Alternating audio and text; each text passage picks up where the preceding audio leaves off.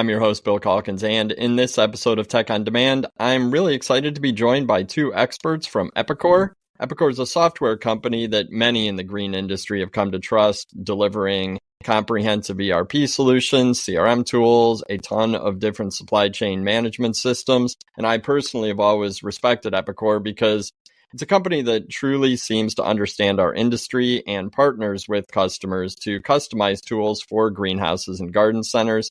I think that's great. I know that you guys play in a lot of different retail markets, but I know we certainly appreciate that garden centers are high on the list and a group of businesses that you've worked with a long time. My guests today are Kerrie Jordan, Epicor's Chief Marketing Officer, and Sam Kirkland, a National Business Development Strategist, who a lot of the listeners probably know as he's been a leader in the company's garden center segment for years.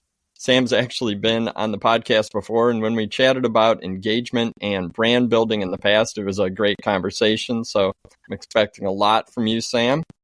And I'll put a link to that episode in the show notes. But that's really enough out of me. Kerrie, Sam, welcome to the podcast. Thank you so much. Glad to be here. Bill, good to be back. Thanks for the opportunity today. For sure. It's great to have you. But I think when I think about garden center technology, it's safe to say that everything's evolving really quickly.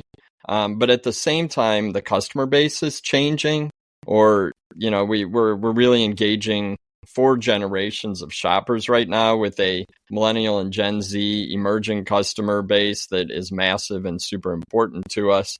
And I guess along those lines, AI seems to be at the core of so many conversations at shows, events, conferences. You really can't go to one these days without the topic of AI coming up.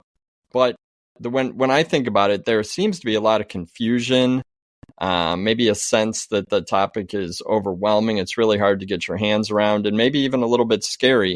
But the more I learn about AI and the more I think a lot of garden center owners learn about AI, the more you can see that the possibilities are probably endless as things evolve with AI. So first, I'm interested if you guys agree in that. And then if you have a definition of AI that you work with, I know that's a massive topic and probably we could go on for hours about it, but I'm going to give you a couple minutes to kind of define AI the way you see it, because that'll help me formulate good questions and also for the listeners to understand what exactly we're talking about, because AI is a big term.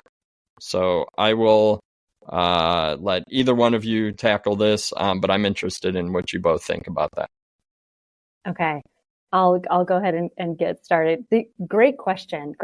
I do think there is a lot of just misconception out there as far as what is AI? What is AI capable of? How should I use it? How should I even think about getting started? So there definitely are a lot of questions to kind of explore and unpack. As far as the definition itself, you know, there's a lot of different types of AI that's out there. I think the best way to think about it is technology, and it's technology that is here to help us solve some of the toughest problems that we just haven't yet been able to solve. From a business perspective, from a personal perspective, from as a civilization, like as a society. There are so many exciting use cases for AI that we're seeing emerge. And so I don't think it's something to be afraid of. In fact, given where we are in the cycle of AI as a technology, I think it's more important than ever to lean in, to learn about it, to embrace it, to try it out and see what it can do for you. I think the personal uses are probably the easiest places to get started if you haven't yet. I'm sure, you know, most people probably have, but it's things like, you know, help me. You know, I when I first started using it, you know, I used ChatGPT and I was like, hey, I'm a busy working mom and I need ideas for dinner suggestions. And it was like, here you go. Here are 5. And of course you can say things like, my kids like chicken, you know, right. Like what is a good, so there are just a lot of easy ways to get started, to get comfortable. And then you can start to evolve from there. You can think about it from a business perspective. I've got a busy Saturday coming up. You know, these types of plants or products, these are the things that are selling most often. What do you recommend I sell alongside it? So I think there are just some easy ways to get started. So when I think about the definition, it's solving some tough problems in an automated way and recommending action. And I think that that's a great place to start. And there is so much more to unpack, which we can do later. But I think of getting started, there are some easy ways. Makes sense. And I totally agree. I think when you start to dig in and use it on a personal case basis, then you start to see opportunities for business as well. That makes sense. Sam, what's your definition of AI?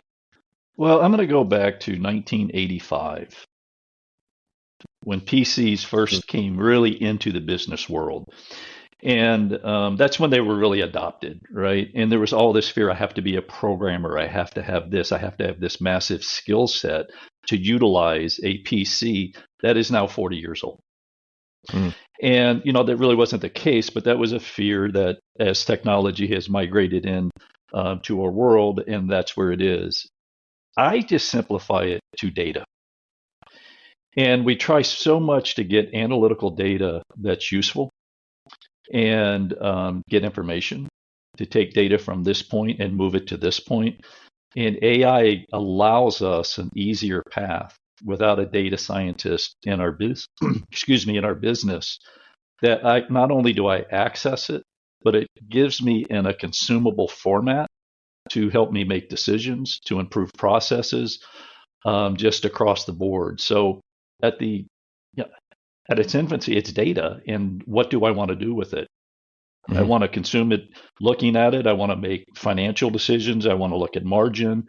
I want to look at being able to get a purchase order in more effectively than I can today. So all of those things are built into that.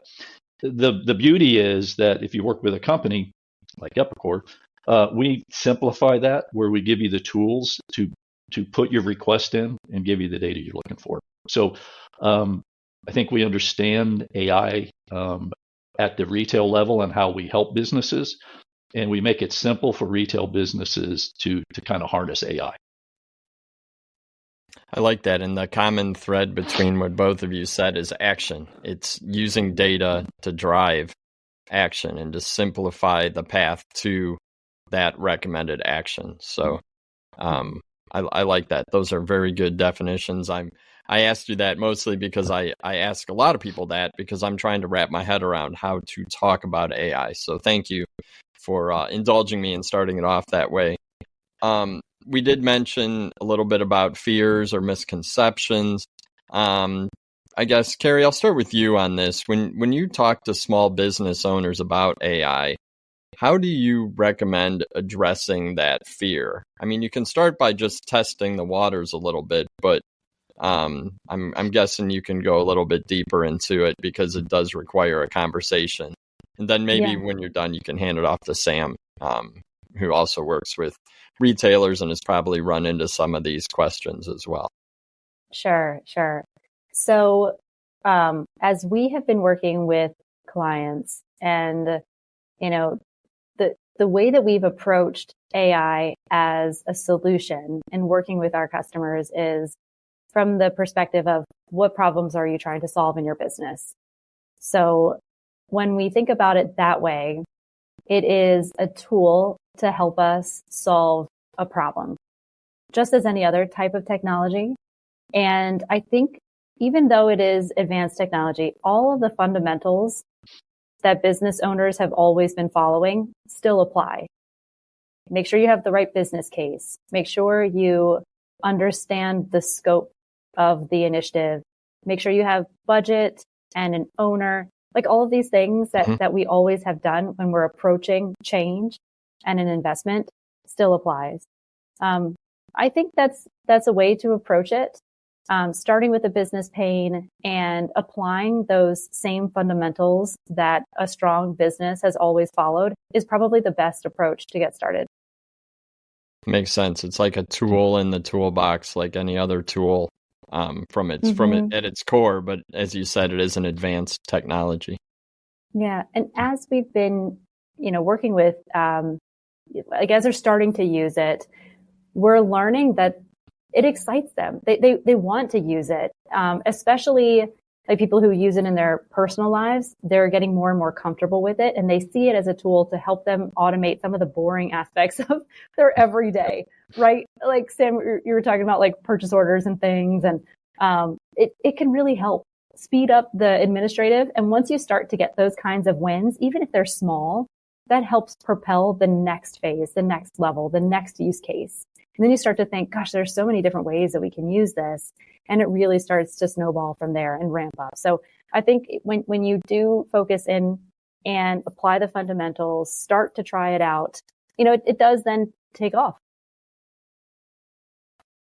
Agreed. Sam, what do you think when you talk to, I guess, specifically garden center owners or managers about some of the AI tools from Epicor? What are the, how do you overcome that? Whoa! This is crazy.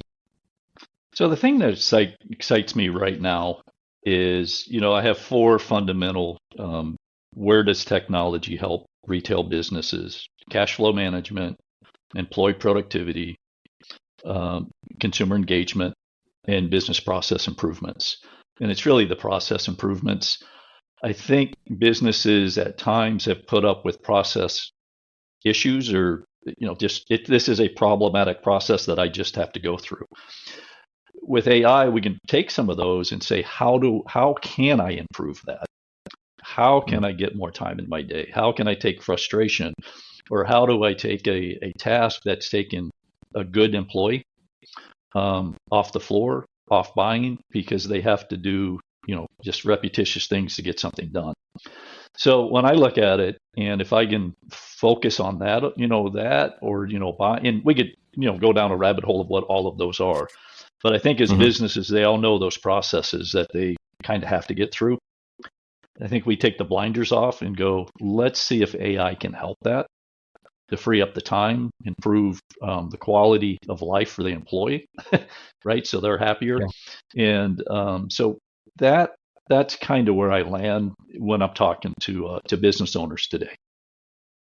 And I'm guessing there's some real eye-opening opportunities there because folks probably don't realize all the different ways that these tools can benefit their businesses. They probably haven't even thought about some of them, I'm guessing. Or they don't think it's possible because it's just been that way, right? And it's the old, that's the way Granddad did it. Well, right. No, it's so true. Some of the generations coming up into business ownership and management, I don't think they're going to put up with it. No, I agree. And that's like perfect segue to my next question. And I'll address this one to you, Kerrie, is for a garden center manager or accountant still relying on paper or probably, Excel, what's like the most important piece of data organization or I guess data hygiene that they need to fix before some of these AI tools can be implemented? Yeah, that's a good question. And I've actually gotten that question before, directly from like customers when I was sitting with them, and it can feel intimidating to get started, especially given the scenarios that you described. I think one of the most important aspects is to understand what data you have, and then to automate it, digitize it, get it in a digital system. And I've seen companies start with a cloud-based or SaaS system, especially when you're doing it for the purposes of planning for AI. Because when you have your data housed in a SaaS system in the cloud, you're running on the latest and greatest modern technology, which means you've got the processing capacity in place. You've got the tools to visualize whatever the AI is automating or like insights that it's creating from that data. Typically they have like great visualization technology. But I'd also say that probably the most important piece of having a cloud system that you're running your AI on is security. So the latest technology will have the right cybersecurity in place. And when you work with a SaaS provider, they're keeping it updated, secured, monitored, tracked, and ensuring that your data is safe. So I would say there's probably 2 pieces to answer your question. That is, make sure you get a handle on your data And then the other piece is to digitize it within a modern SaaS system. Yeah. And then you're going to be ready to go with AI. Okay, that's awesome, and it actually makes a lot of sense. And I think it's good for the listeners to understand where they need to be in order to really benefit most from AI tools. And I guess a follow-up question would be maybe just an example from an Epicor customer, someone that you've worked with, where AI did result in a really positive ROI within a year, or some sort of a business process breakthrough that benefited the business. Because I know a lot of the listeners with garden centers are going to wonder about the cost and the return, which they always do when they consider new technology or really any change in the business. Mm-hmm. Yeah, happy to share a couple of examples. So the first example that I'll share is a family-run multi-generation business. They're based in Canada. The company's called Madson's Custom Cabinets. And if you go to their website, they have just beautiful galleries of all of the work they do. It's not like, it's not necessarily, although they do this as well, like a kitchen remodel. It's more like, for hotels, casinos, amphitheater buildings. It's really quite beautiful. And we were working with them. They're an Epicor customer, and they need to, and I'm sure many in a craft or a discipline can understand this. They needed to retain quality, but deliver faster, So they wanted to make sure that they didn't sacrifice quality whatsoever, but given the pace of the market, they need to deliver faster. So what they looked to do was they explained this problem to us. And part of the problem was, how do we estimate the job faster? And so Epicor has a solution called Prism AI, Epicor Prism, and it leverages large language models and generative AI. And what we did in working with them, and again, this is really critical to how we think about AI. It's focusing on a business problem, not AI for the sake of AI, but an actual business problem, and then working really closely with customers to find the answer. And what we learned was their estimators were spending hours and hours going through all of these spec sheets and different documents to determine, okay, if I've got this cabinet job, how many pieces of hardware do I need? How many doors do I have? What are the sizes of them? And this is a perfect opportunity to apply AI to go through the spec sheets and then say, you've got 20 doors and you need, X number of knobs and hardware, right? So that was a simple, way to start using AI in their business, because they defined the business problem. And what we were able to do was save those estimators, each one in the beginning, 3 hours a week. This was a pretty quick way to start shaving some time and frankly, the busy work of going through this. Another one that comes to mind, we've had a number of customers using our learning agent. So what that does is, this is really common to anybody who goes on Google or any search engine. Now you have that summarized, the AI summary at the top of the page. So you ask a question and it does all the work of searching all the sites and it summarizes the answer for you. So we're applying that to our systems. And so that's helping, different employees when they're getting started. They can just learn very quickly. And that's helping companies too that are going through a lot of hiring and bringing on new folks and needing to get them up to speed on the system.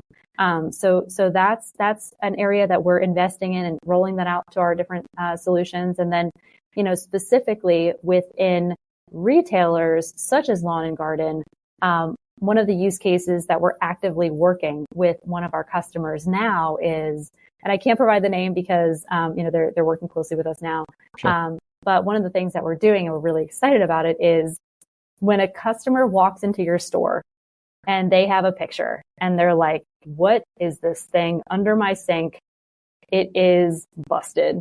Help me, and maybe the person who's working, your employee, also might not know. I mean, maybe they know, but maybe it's their first day.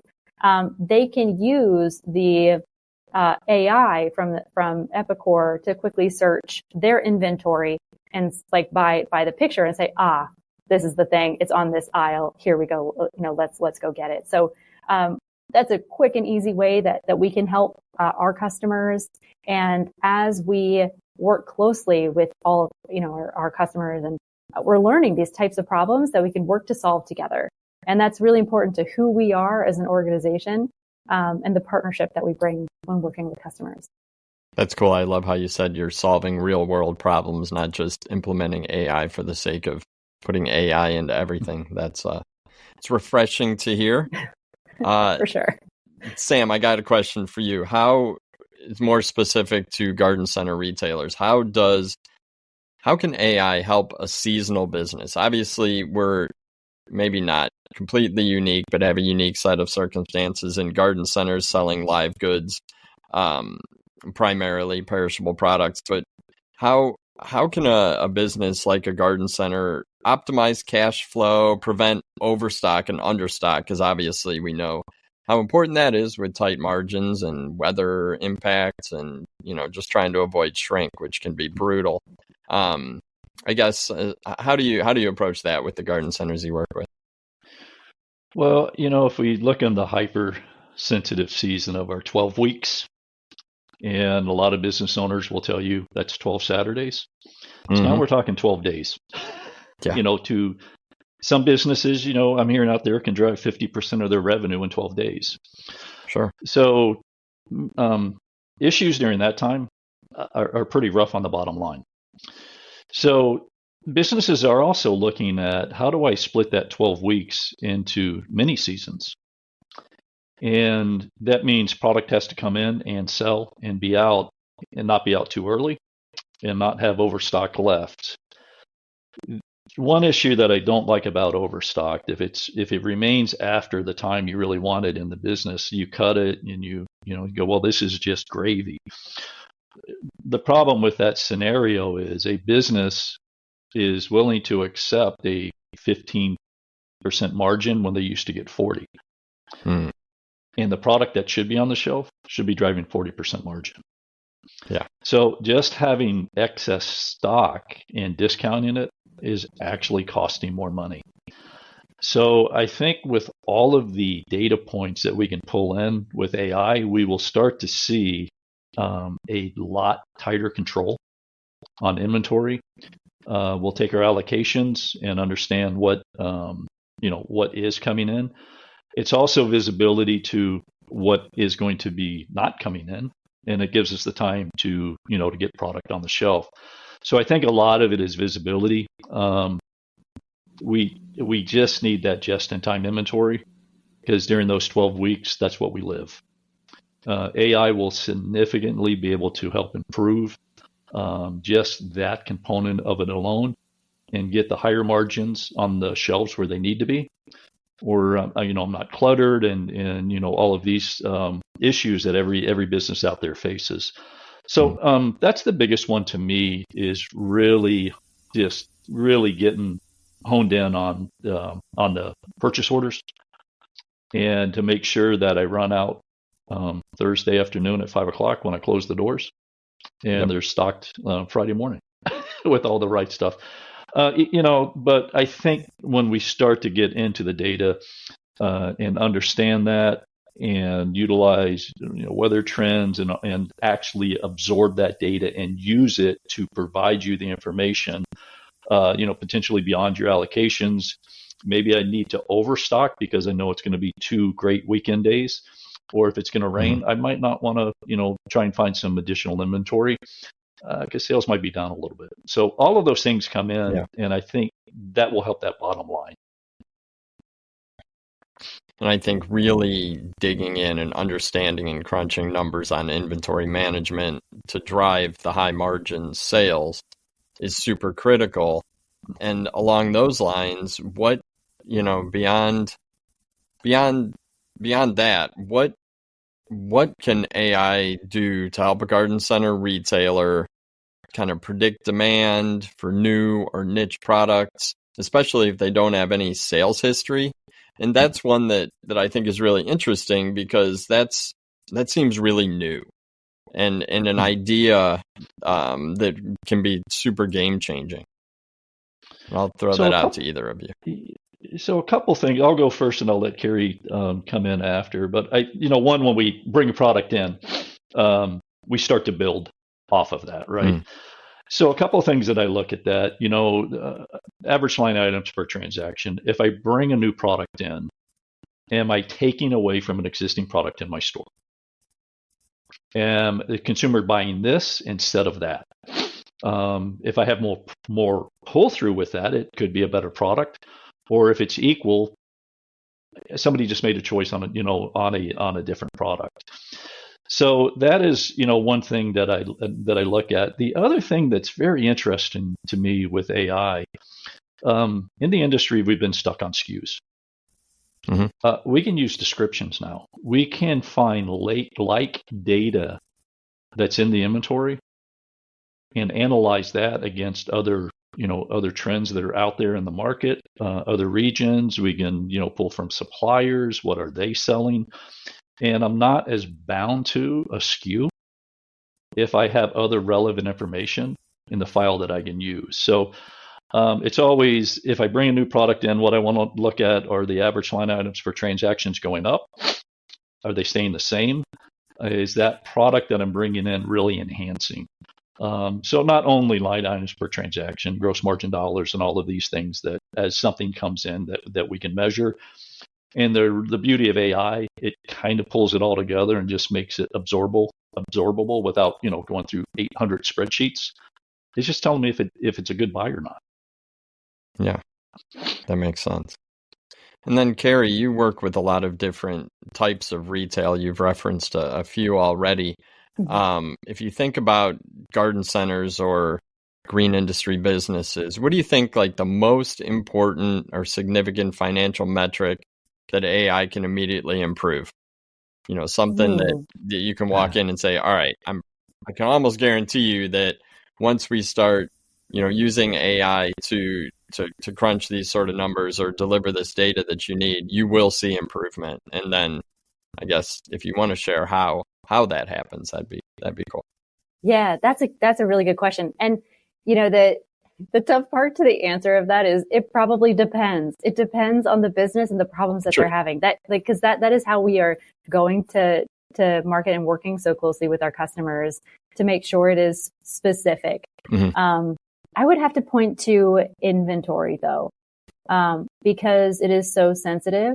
And I think that once you have a better handle on your inventory and the demand, that's really going to help you better forecast, control costs, and then make sure that you are driving revenue and are ready to go on those critical days within the business. So that would probably be where I would point. That said, if I could just maybe we can do some kind of brainstorming, because I personally love plants. I love buying them. I love buying them for my house. I love buying them for my yard. And I was just thinking about, the use case where I was saying, we're working with an organization and, say they come into your store and they say, I need this part in my house. What do I do? Yeah. Imagine the potential for plant lovers who don't know the different species of plants, the right one that they should be purchasing given their location or even the light sensitivity within their house. And if there's a problem with an existing plant, they could bring a picture of it. And maybe your new hires on the shop floor, they don't know, but they could use the tool to help them find the right answer. So I think there's so much potential from a customer experience standpoint that could really be explored, and that could drive some significant changes to the business. Even for things like tapping into recent trends, being able to make better recommendations for native plants, water friendly, sustainable. I think that there's just so much opportunity because it's very specific to, Sam, you mentioned weather trends, weather within the changing weather patterns within maybe somebody's neighborhood. It could even be if they have water control measures in place, maybe they have HOA requirements. There's so many opportunities to really personalize the customer experience that I think will have a pretty dramatic impact on revenue. So from a cost perspective, it's really proven to do inventory. But I think that there's so much to come around improving the customer experience that we could really dive into. And that that is something that I think is probably going to come. In working with many of our customers, one of the questions that Bill, you had asked around where can they get started? Mm-hmm. I think it's pretty common for these organizations to many companies that we're working with, they don't have access to external data. Like oftentimes, the people who are running these organizations have been within that business for a very long time. Yeah. And one of the areas that we're looking to explore is how can we, in a safe way, enable access to shared data that we can make better predictions upon and leverage the community to help each other. Yeah. So it needs, of course, there needs to be controls in place, right? That protect the data, but that are mutually beneficial for those who are participating as part of this community. Because once we can have a shared pool of data that we can leverage, one of the things that I want to know as a homeowner when I'm going to a lawn and garden center to make a purchase is, what are the popular things that my neighbor has got some awesome looking plants. Why are they so beautiful? Why can't I have that? Right. So what are some of the popular things? Like, this is all answerable. It's solvable now that we have this kind of technology. I love that brainstorm because you're right. The ability to quickly get through this data and deliver an answer. I mean, sure, you could, a garden center employee could take time to research all that, but they don't have the time. They certainly don't, the amount of time that would take to have an answer for a customer, that customer would be long gone. So the ability to deliver that really quickly, especially, and you keep mentioning a newer employee, which, I mean, we're a very seasonal business. There are always a lot of new employees in garden centers that are being put on the spot to answer questions, and they're frequently going plant to plant, flipping and reading the tag. But having that information quickly and easily accessible gives them confidence as well. I think that makes a lot of sense. Sam, AI tools are super complex sounding, but what they deliver tends to be very streamlined and simplified. I guess this question could be for either of you, but when you think about Epicor's business making these AI solutions accessible and affordable for a small, independent, family-run garden center with a tight budget and really limited staff and tech savvy, how do you package these products and these solutions so that it makes sense? Do you fit them into existing Epicor systems? Do you we've talked about finding out the problem and bringing a solution. Like, how does that conversation usually go when you work with a garden center? We've talked about this a little bit, but I want to dig into it a little bit deeper.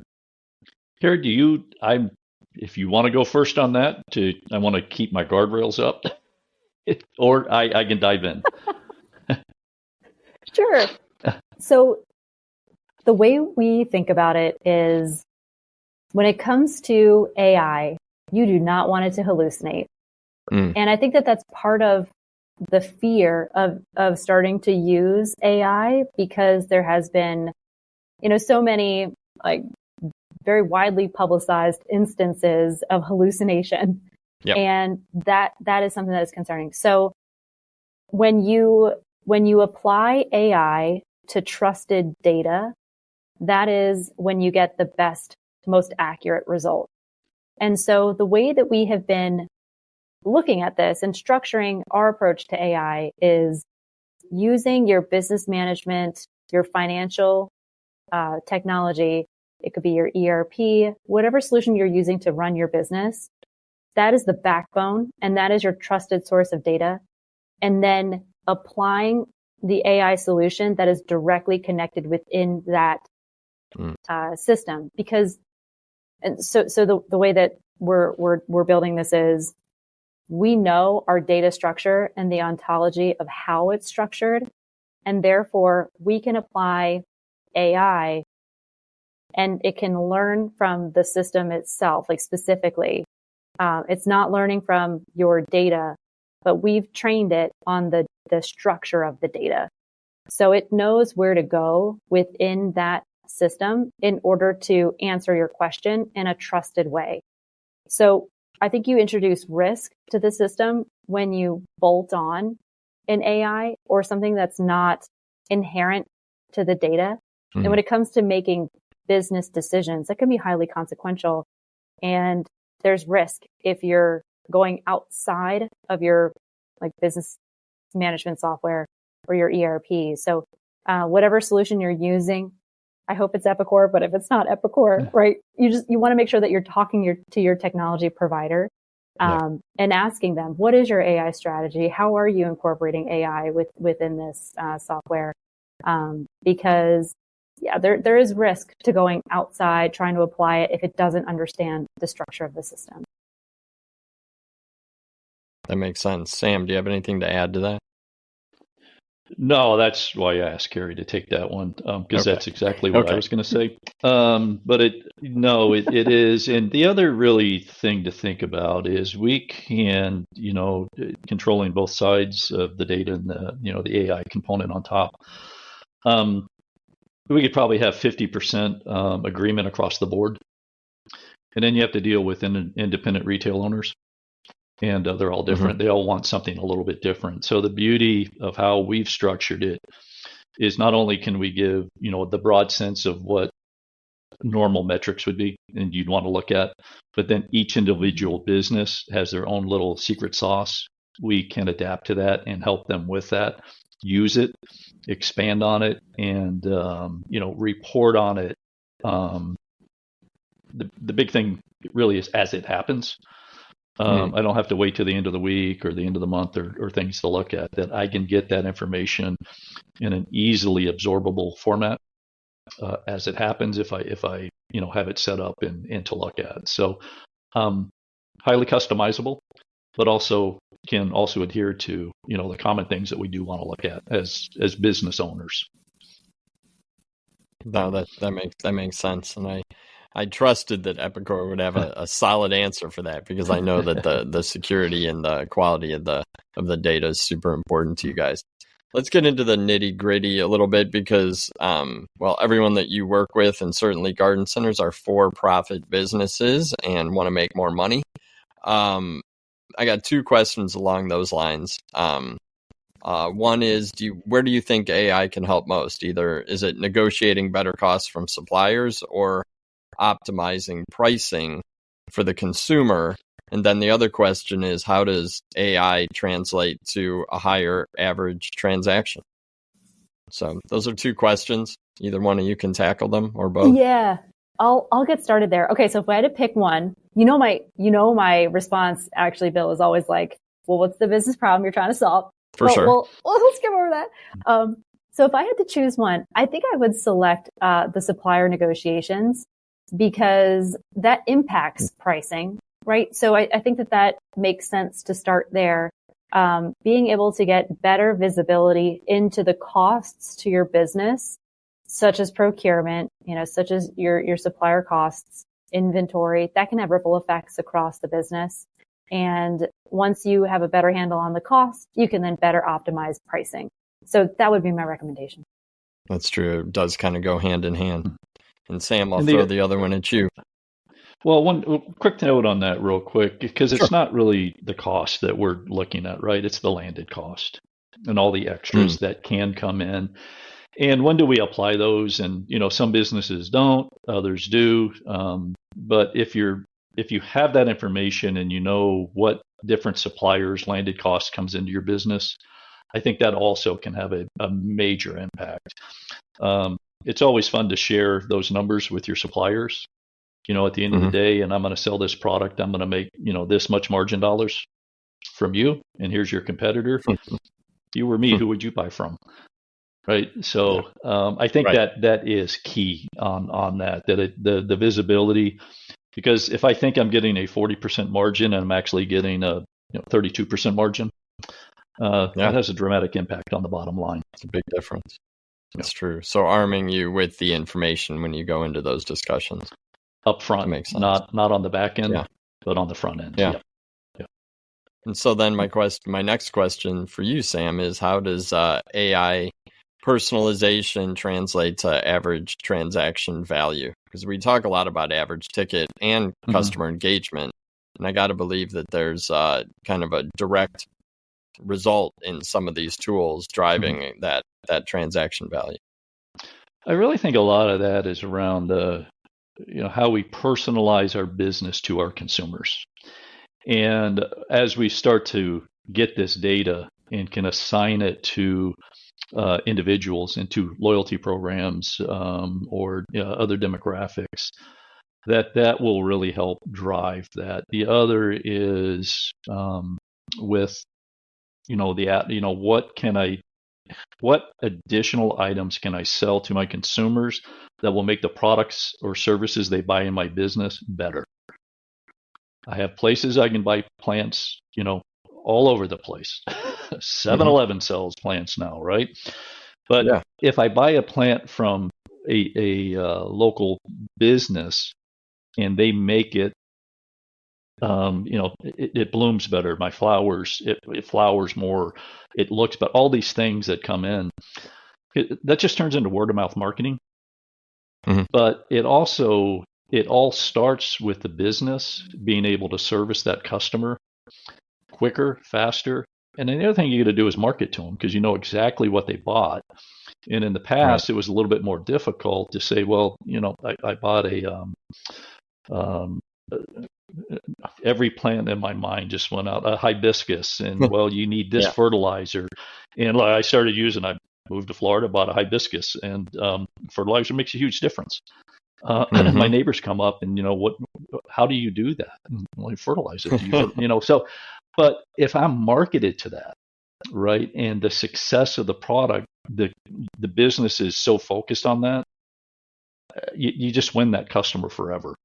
So I think those are, some of the key things that I see. We can do some of those today. But again, if we look at the process of how do I get to that point to send this customer an email because they bought a hibiscus today, it's not easy. Usually it's not.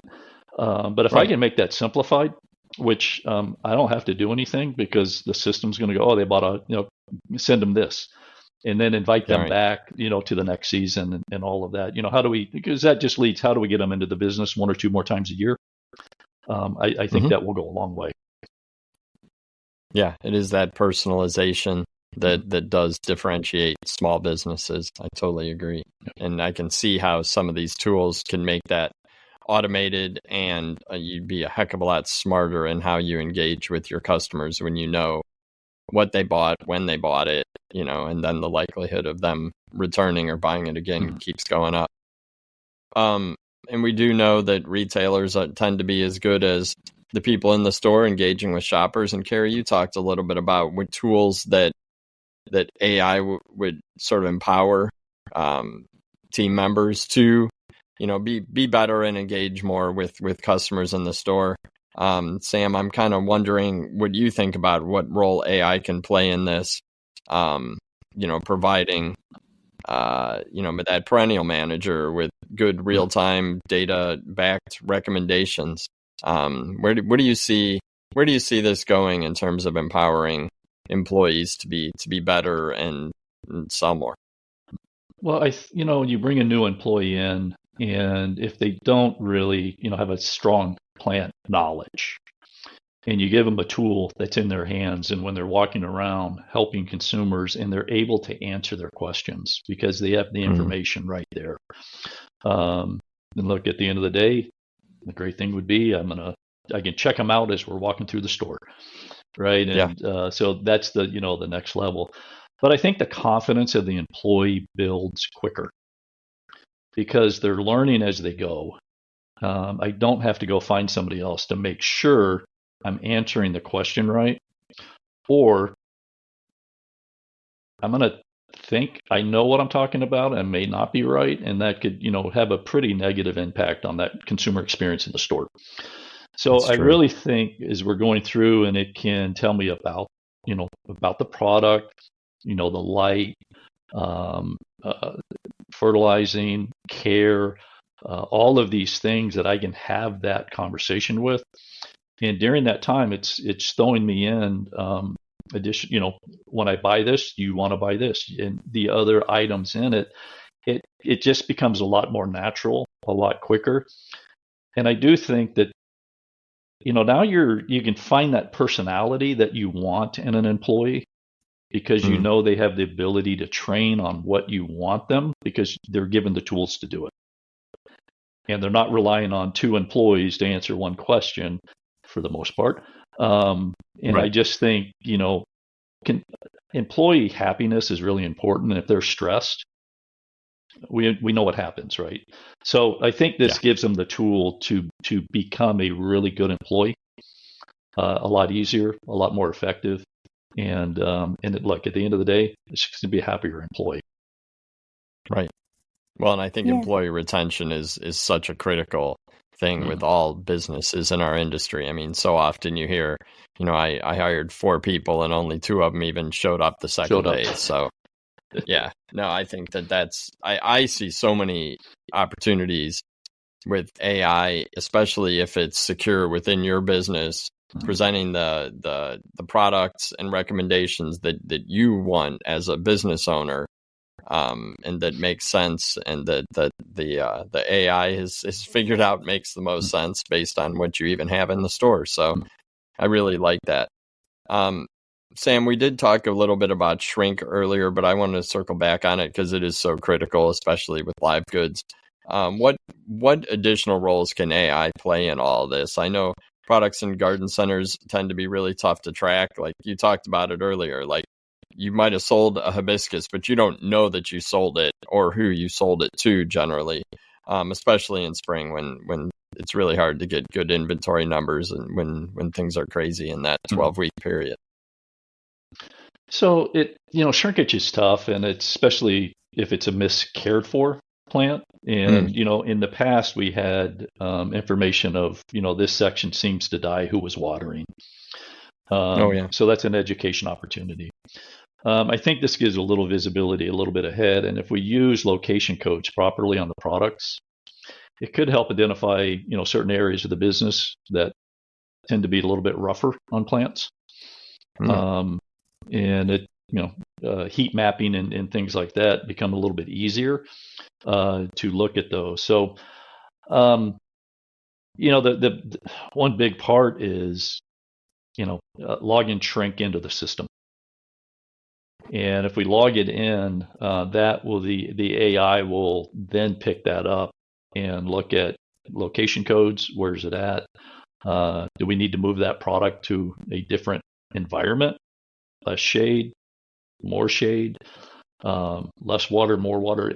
I think it will really help the employees care for the products, because we'll have hyper location of exactly what is going on here and why are all of these plants at a higher percent of other ones. And it could point to employee training, it could point to environmental, but I think it gives you that information that we're just guessing at today, and we'll have solid concrete data to back it up and really pinpoint where the problem is. So if you're, again, we have to enter that in. But if we start to do that, I think it'll start to give us the analytics as to why. Wow, I was not expecting that. That is awesome. Just my brain has been racing the whole time you were talking, because that would be such a great, advancement in a garden center. I mean, I've worked in a garden center. You have those spots in the garden center where things just don't survive, and you don't really know why. I mean, you can guess, you can blame, but it'd be so much better to have the data, and then you could solve the problem. Kind of getting back to the way we started this all, like, what's the problem and how can we leverage AI tools to solve it? That's a really, really cool possibility. I guess I have one more question before we wrap it up. I'm going to direct this one at Kerrie, although Sam, I figure you might want to weigh in on this one as well. But when we look ahead, so like, fast forwarding 5 or 10 years, maybe 5, because things move so quickly. I don't even know if we can even begin to imagine what's going to be happening in 10 years. Do you think a garden retailer without an integrated AI strategy will be able to survive and thrive? or are these tools really just an advantage to those who adopt it? Hopefully you understand that question, because we've seen technology change the game in our industry before, and this really feels like one of those pivotal moments to me. Do you think a garden center without AI tools, or with AI tools, is going to be like cutting edge, ready to go, or is it just nice to have that can help a garden center improve if they want to? Yeah, I do think that it is going to become critical. And it's because of the conversation we were having in regards to the employees. Mm-hmm. So as we continue to see more and more change in the industry, in the market, and all of the seasonal hiring that's required, more and more employees expect to be able to use technology to help them through their day. And I think those lawn and garden centers, retailers that don't have these kinds of tools to empower their employees will start to feel the pain of not being able to retain employees. I mean, it's a great benefit during the hiring process to tell your incoming employees that you're empowering them with this technology, because people want to work at forward-thinking companies. They want to work where they feel invested in. And I think that in order to have a strong team, you're going to need to have strong tools and technology supporting them. And once you have a strong team in place, you have sustainable business growth. So it can do wonderful things for the customer experience, optimizing price, improving supplier negotiations, improving the cost containment within your business. But I really think that when we look out to the future, it's the aspect of empowering your employees, enabling them with technology that's going to be the piece that is most critical and require you really to have a AI strategy. And similar to bringing in POS systems or digitizing your data, I think it will happen to every organization, and the timeline will likely be different, but it's important that everybody has an AI strategy, that everybody is thinking about AI and planning. You don't have to move now, but planning for when you will move. Not an if, but when.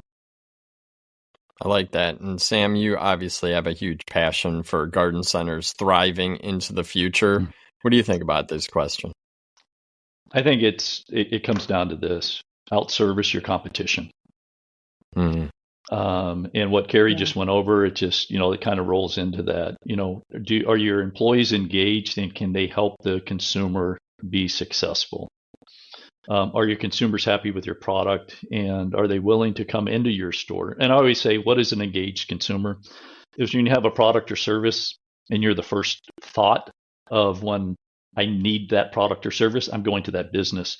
And I think AI is going to drive that, because they are going to be happier customers because they know that they will leave with success.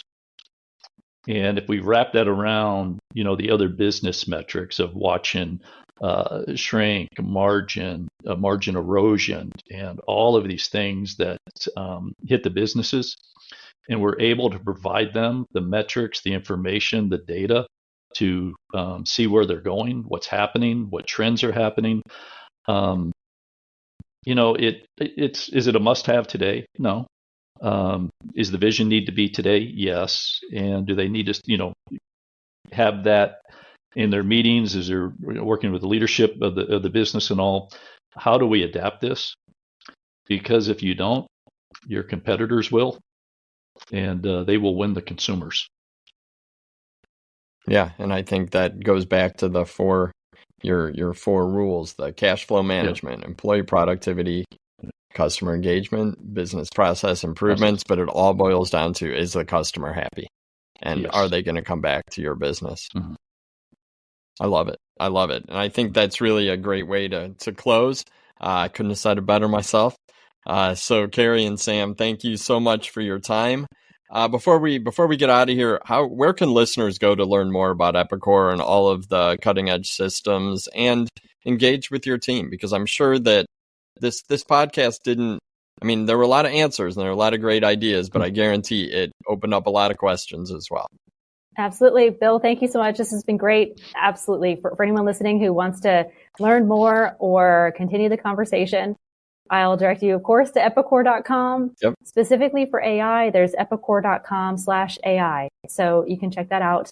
And would love to connect with anyone on LinkedIn. Kerrie Jordan on LinkedIn. Well, both of you, thank you so much again. This has been great. Hopefully, maybe we'll come back and discuss this, discuss some more as the products and strategies evolve at Epicor. You guys open for doing a follow-up one of these days? You bet. Anytime. Awesome. I love it. I'm Bill Calkins with Tech on Demand, and on behalf of the entire Epicor team and your friends at Ball Publishing, thanks for listening. Take care out there.